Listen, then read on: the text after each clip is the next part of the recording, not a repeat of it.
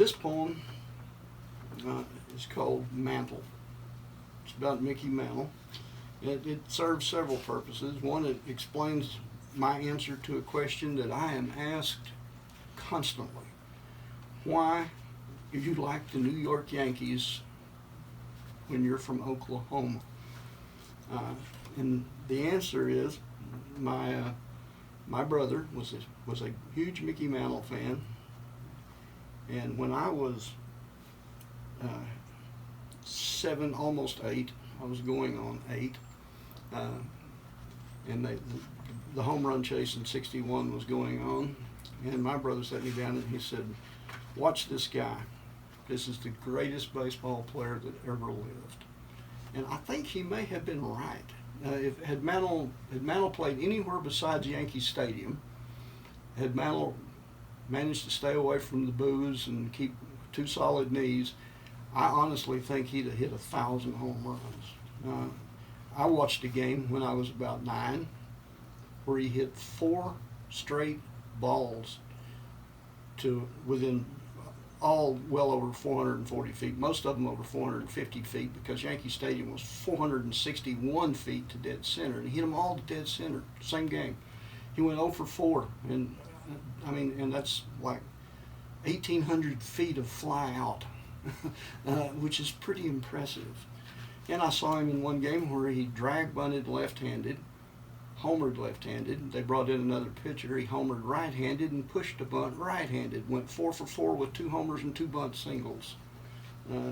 So he made a believer out of me. He had his problems, but he was pretty awesome, and he is the responsible person for this poem. Mantle. Somewhere in the middle of my 8th year, the whole world watched a blonde bomber from Spavinaw chased the babe's ghost across a sunlit summer. He never caught that specter. That fate fell to another man. But his legend grew with every what if. He was becoming a god, mythical creature with Herculean strength, mercurial speed, rising above the rough edges of Oklahoma to shine beneath the lights of New York City. By the summer of '64, I'd put being a cowboy like Roy Rogers on some invisible back burner. The astronaut career was fading fast. Instead, I decided to be a baseball player, another Okie outfielder, flying across the perfect green of Yankee Stadium's holy ground. I had the batting stance down pat. Lefty, righty, it didn't matter. And after landing a wiffle ball over imaginary walls built within my yard, I could put my head down and humbly circle the bases in a perfect imitation of the Mick. It did not come to pass. I lacked the ability to drive a baseball 500 feet over real fences in a real world, as did 100,000 other guys. As incongruent as it may sound, the heart of Oklahoma had made me a New York Yankees fan.